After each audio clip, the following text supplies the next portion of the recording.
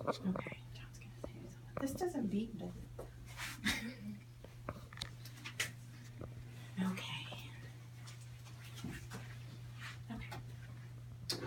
Good afternoon, ladies and gentlemen.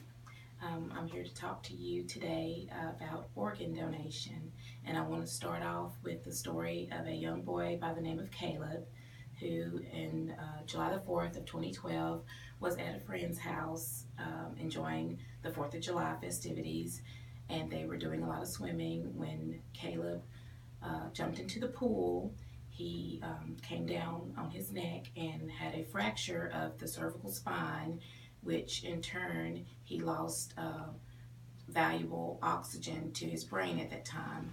They rushed him to Vanderbilt Hospital where he was declared brain dead, but the family did put him on life support, and they did everything that they could do during those weeks to see if he would pull out of it, to see if he would get any better.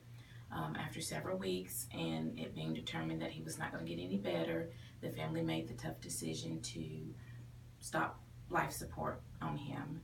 They also made another decision to donate his organs to other people that needed organs.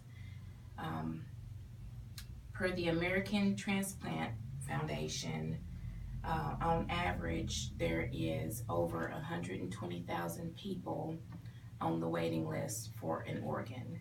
Out of that, there are 77,000 of those people who are on the active list for an organ. There are 30,000 surgeries performed for people who need organs, and there are only 15,000 people actually listed as donors in the United States. So as you can see, the math really just does not add up. There are more people waiting to get organs than there are people that are actually down to donate their organs when they're no longer here.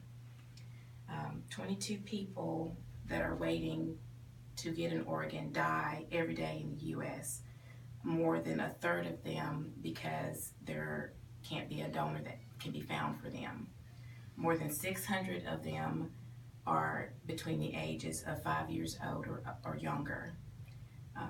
In Tennessee, or the Tennessee Donor Services, there are about 2,800 people on the waiting list, yet only 414 people donate one or more organs upon death in the state of Tennessee.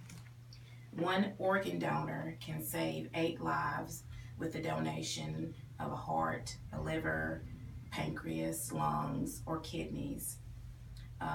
Over 50 people can benefit from one organ donor when it comes to other tissues, eyes, arteries, blood vessels, skin, and other types of tissues. There are 2 types of organ donors. The one that most of us are more familiar with are the cadaver or dead organ donors, and you have to be legally considered brain dead before they can take your organs. So it's not like you're an organ donor and you have an accident and you feel like hospital is not going to do anything to help save your life, but they will.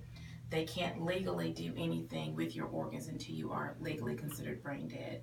So I know that that's one thing that keeps a lot of people from becoming organ donors, is the fear that if I'm in an accident, then they're not going to do everything needed to help save me, that they're only concerned about me being an organ donor and taking my organs, which is not true.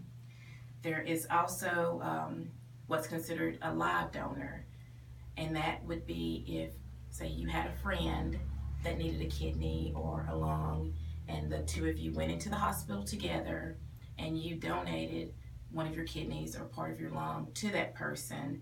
You're both going in side by side to have the surgery.